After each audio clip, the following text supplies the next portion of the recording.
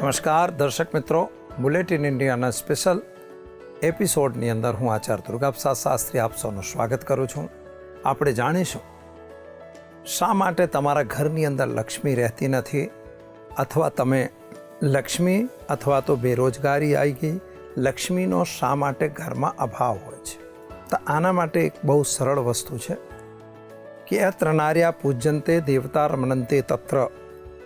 જ્યાં નારીની પૂજા થાય છે, જ્યાં સ્ત્રી તત્વની પૂજા થાય છે, ત્યાં દેવતાઓનો વાસ હોય છે, એવું ઉપનિષદમાં કહેલું છે. તો આ વસ્તુ તમારે પણ સ્વીકારવાની છે. જો ક્લેશ હોય ઘરની અંદર, જો કકડાટ હોય, ક્લેશ હોય, તો તમે સમજો કે ઘરની અંદર લક્ષ્મી રહેતી નથી. એટલે આપણે ત્યાં ક્લેશથી પહેલાં દૂર રહેવાની જરૂર છે. જો તમે ક્લેશથી દૂર રહેશો તો તમારે ત્યાં લક્ષ્મી સ્થિર રહેશે. લક્ષ્મીને સ્થિર રાખવાના ઉપાયો તો ઢગલાબંધ આપેલા જ છે. શાસ્ત્ર આપણું ભરેલું છે. અને મોટામાં મોટો સવાલ જ હોય છે કે લક્ષ્મી કેવી રીતે આપણે પ્રાપ્ત કરવી. અને લક્ષ્મીનો તો કહેવાય છે કે જો સદુપયોગ કરવામાં આવે તો લક્ષ્મી સ્થિર રહે છે, જો દુરુપયોગ કરવામાં આવે તો લક્ષ્મી અસ્થિર થઈ જાય છે. ચંચળા લક્ષ્મી એવું કહેવાયું છે. લક્ષ્મી જે છે એ ચંચળ હોય છે. તો તમે એને સમજી શકો છો. સિમ્પલ વસ્તુ છે કે ચંચળ લક્ષ્મી કેમ.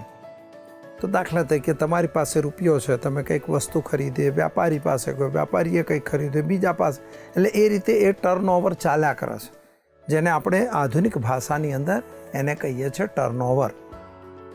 આપણા શાસ્ત્રોમાં એને કીધેલું છે ચંચલા. લક્ષ્મી ચાલતી જ હોય છે, એને જ કહેવાય ટર્નઓવર. હવે અહીં આપણો સવાલ આ છે કે અર્થતંત્રની અંદર લક્ષ્મી ક્યાં ચાલે છે ને ક્યાં ફરે છે ને ક્યાં દોડે છે, એનાથી આપણે કોઈ સંબંધ નથી.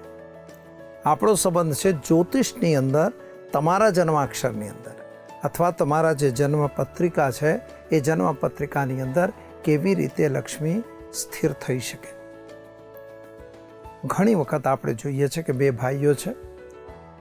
મિત્રો, એક સવાલ એવો હું કરીશ, પણ પછી અત્યારે હું તમને જે બતાવી રહ્યો છું કે એક જ ઘરની અંદર બે ભાઈઓ છે. એક ભાઈ કરોડપતિ રહેલો છે અને એક ભાઈ રોડ પર આવી ગયો છે. એની જોડે કશું નથી. શા માટે આવું? શું કોઈ એવા ગ્રહો હોય છે કે શું એની કુંડળીમાં એવા કંઈક વસ્તુ હોય છે? એક વ્યક્તિને કોઈક ડલ્લો મળી જાય, એટલે કોઈ વ્યક્તિનો વારસાગતિ મળી જાય, એને વારસાઈ બી મળી જાય, અને એક વ્યક્તિને કાંઈ ના મળે, એ દોડ્યા જ કરે પાછળ.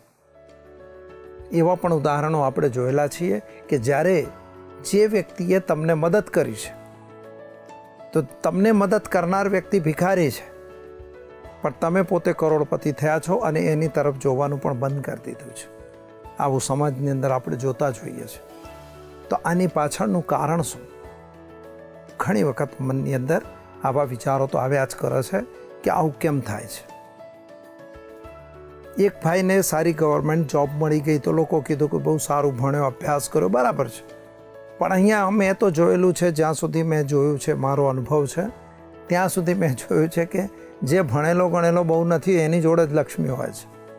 જે બહુ ભણેલા ગણેલા છે ને એમની જોડે ન ટકતી. એના કારણો ગમે તે હોય, કારણ કે ભણેલો ગણેલો હોય એટલે દયાળુ હોય, માયાળુ હોય, એની અંદર એક ભાવના હોય, સદભાવના હોય. અભણ હોય એને કોઈ આવના ભાવનાથી કોઈ લેવા દેવા ના હોય, એ પોતાનું જ જોતો હોય. તો એવી વખતે લક્ષ્મી પડેલી જ હોય છે.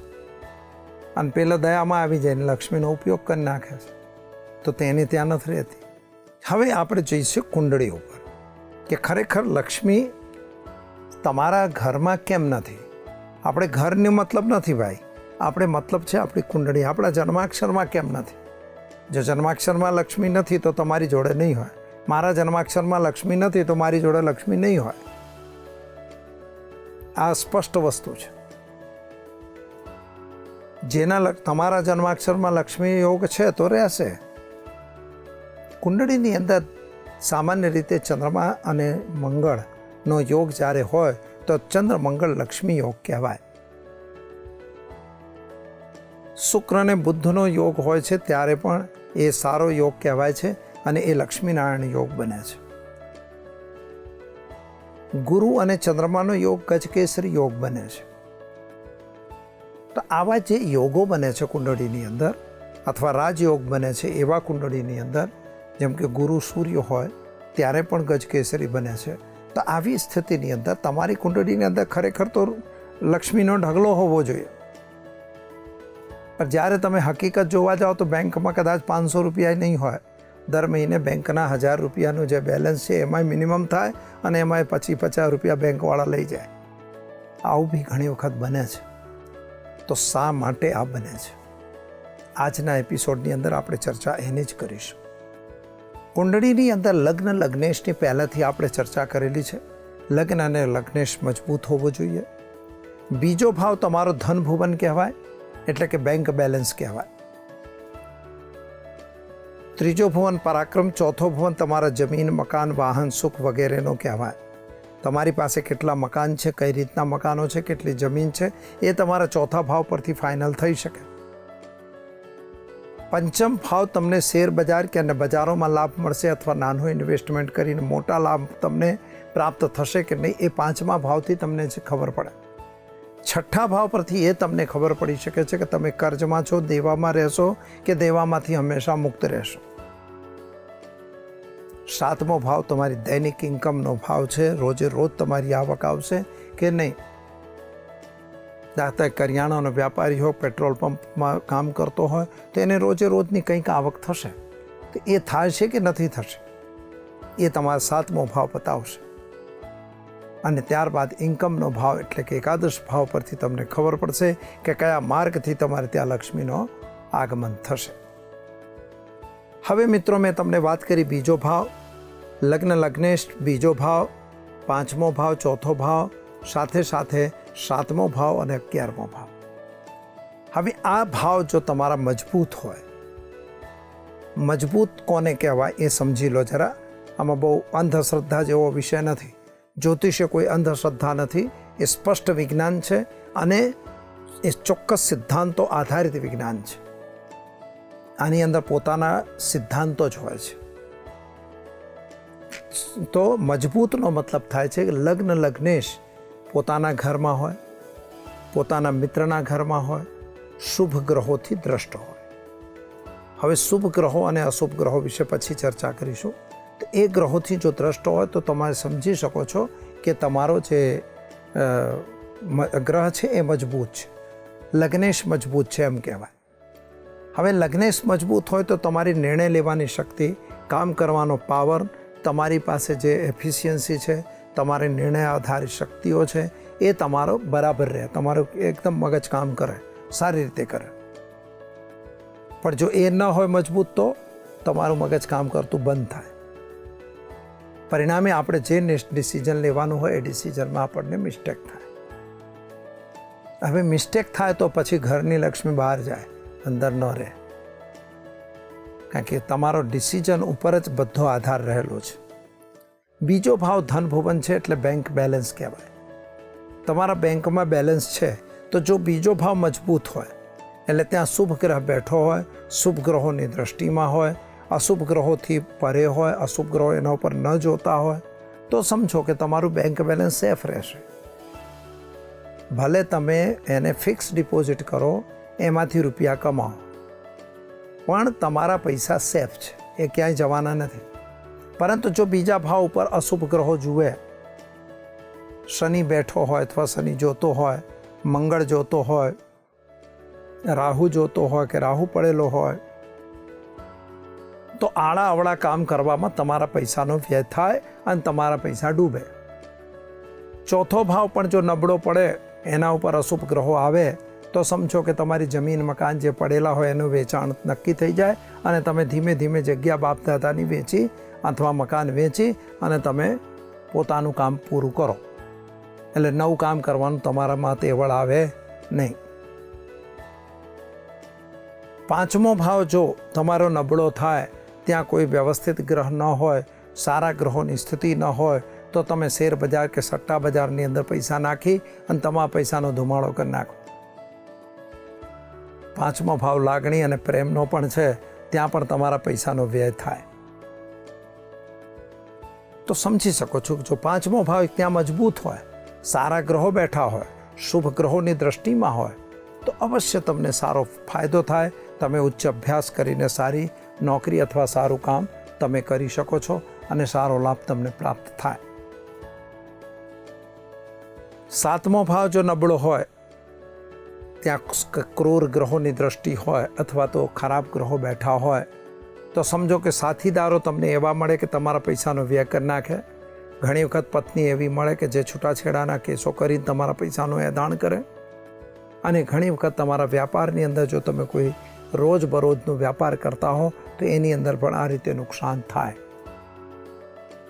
પણ એની જગ્યાએ જો સારા ગ્રહો બેઠા હોય, સારા ગ્રહો જોતા હોય, તો તમારી દૈનિક ઇન્કમ બી સારી હોય, પત્નીનો સાથ સહકાર સારો હોય, મિત્રોનો સાથ સહકાર પણ સારો હોય અને તમારી પાસે ઇન્કમનો સોર્સ જે હોય એ વધતો જ રહે. જો એકાદશ ભાવ એ રીતે જ નબળો પડે તો પણ તમને આ જ પરિસ્થિતિનો સામનો કરવો પડે. જો શુભ ગ્રહો હોય તો સારી આવક થાય, જો અશુભ ગ્રહો હોય તો આવક આવતી તો હોય પરંતુ એ આવકનો વ્યય થતો હોય. જો દ્વાદશ ભાવ ઉપર શનિ જેવા ગ્રહોની દ્રષ્ટિ પડતી હોય તો મિત્રો યાદ રાખો કે તમારા આપેલા પૈસા કોઈ દિવસ પાછા ના આવે. જો તમે વ્યાજ વટાવનો ધંધો કરો તો ડૂબી જ જાઓ અને તમારો ઘરવાર બી કદાચ વેચવાનો વારો આવી શકે. એટલે બીજાને પૈસા આપવામાં તમે ડૂબી શકો છો. જો તમારા ધન ભુવન પર અથવા તો તમારા 12મા ભાવને શનિ મહારાજ બેઠેલા હોય, શનિ મહારાજ જોતા હોય, તો મંગળ બેઠો હોય કે મંગળ જોતો હોય તો પણ આ પરિસ્થિતિ બની શકે છે. એટલે આ તમારે ધ્યાન રાખવાનું કે મારા ગ્રહો પ્રમાણે મારી સ્થિતિ શું છે, એનું એક વિશ્લેષણ કરાવવું પડે. કોઈ પ્રોપર એસ્ટ્રોલોજરને મળી તમે જો એનું વિશ્લેષણ કરાવી લો અને તરત તો તમને એનો જજમેન્ટ મળી શકે છે કે તમારા ગ્રહો પ્રમાણે તમને ફાયદો થશે કે નહીં થાય. હવે જો તમને 12મા ભાવની જે મેં વાત કરી, કદાચ તમારો શનિ મહારાજ ત્યાં જોતો હોય તો હું માનું છું કે ત્યાં સુધી આપેલા પૈસા પાછા આવતા નથી, પૈસા આવે નહીં, તમે બીજાની જોડે લઈને બીજાને પૈસા અપાવો, પરિણામે એ પૈસા ડૂબે. હવે જો ડૂબી ગયા તો ક્યાં જશો? તો પછી મંદિરે જઈને પૂજા જ કરવાની રહે, ભગવાનને પ્રાર્થના જ કરવાની રહે, અથવા તો પછી કોકની જોડે મળવું પડે કે ભાઈ મારા પૈસા નીકળે એનો રસ્તો કરો. આવા બધા ધંધાની અંદર પણ તમારે પૈસાનો વ્યય થાય. ટૂંકમાં આપણે એટલું જ સમજી શકીએ છીએ મિત્રો કે જો તમારા ગ્રહો મજબૂત હોય, ગ્રહો સારા હોય, ગ્રહો શુભ હોય, તો તમામ ગ્રહો જેમ કે લગ્ન, બીજો ભાવ, ચોથો ભાવ, 5મો ભાવ, 7મો ભાવ, એકાદશ ભાવ, આ તમામ ભાવમાં જો ગ્રહોની સ્થિતિ સારી હોય, ઉત્તમ હોય, તો નિશ્ચિત તમને ફાયદો સારો થાય. અને જો એ ફાયદો સારો થાય તો તમારા ઘરની અંદર લક્ષ્મી અવશ્ય ટકે. એટલે તમારા આ ગ્રહોની અંદર, આ ઘરોની અંદર જો શાપિત દોષ હોય, વિષ દોષ હોય, ગ્રહણ દોષ હોય કે એવા કોઈ ખરાબ દોષો હોય તો એનું નિવારણ, એની શાંતિ આપણે અવશ્ય કરાવવી જોઈએ. એની વસ્તુઓના જાપ કરો અથવા એનું દાન કરો. એવું કરવાથી એને રાહત મળતી હોય છે. હવે સવાલ એ આવે છે કે ઘરની અંદરની લક્ષ્મી, તો મેં પહેલાં કહ્યું કે કકડાટ થવો ના જોઈએ આપણા ઘરે, પણ જ્યારે આ ગ્રહો અહીંયા ખરાબ બેઠા હોય તો ઓટોમેટિક કકડાટ થાય. એમાં કંઈ હું કહું છું એવું નથી, પણ તમારા એ જન્માક્ષર પ્રમાણે કકડાટ થાય જ. અચ્છા, એ કકડાટ જે થવો ના જોઈએ, પહેલી વાત.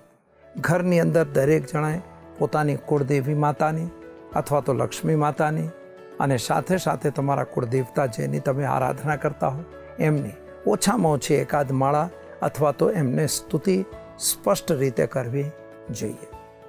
એ નિયમિત એને દીવો કરો, અગરબત્તી કરો અને એને પ્રાર્થના કરો. નાના બાળકથી લઈ અને બધા જ, એવું નથી કે ભાઈ એક વહુ કરે છે તો સાસુને નહીં કરવાનું, સાસુ કરે છે તો વહુએ નહીં કરવાનું, સસરા કરે છે તો દીકરાએ નહીં કરવાનું, એવું નહીં. ઘણા લોકોને મેં જોયા છે કે એ લોકો એમ માને છે કે આ બધું કશું કરવાની જરૂર નથી, ભગવાનને જે આપવું હોય તો આપશે.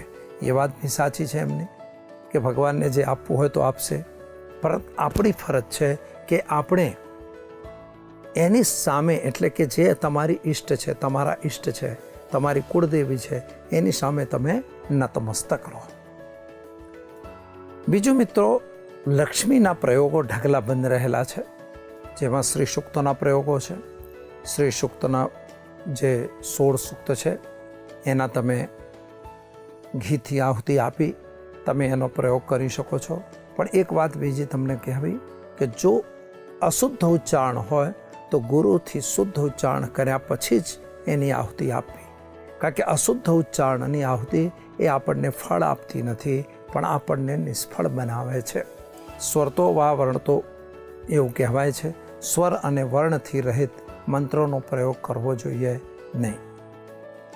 ઓમ શ્રીમ હ્રીમ શ્રીમ કમલે કમલાલે પ્રસીદ પ્રસીદ શ્રીમ હ્રીમ શ્રીમ મહાલક્ષ્મી નમઃ એ મંત્ર છે.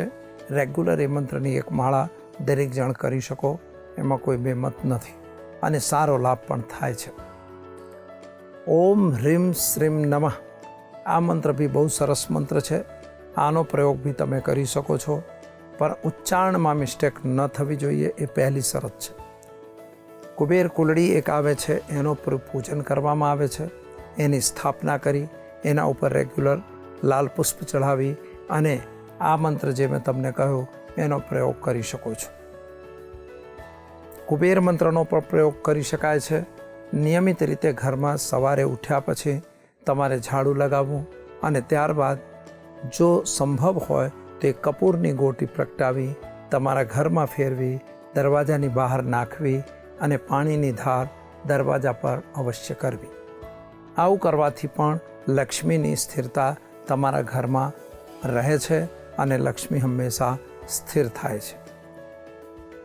બીજી એક બાબત છે કે દાખલા તરીકે તમારા ઘરની અંદર કોઈ દેવસ્થાન છે જ્યાં તમે પૂજા કરતા હો મંદિરમાં, તો ત્યાં નિયમિત રીતે દીવાબત્તી થવા જોઈએ. તમારી કુળદેવી માતાનું વર્ષમાં એકાદ વખત ત્યાં દર્શન કરવા અવશ્ય જવું જોઈએ.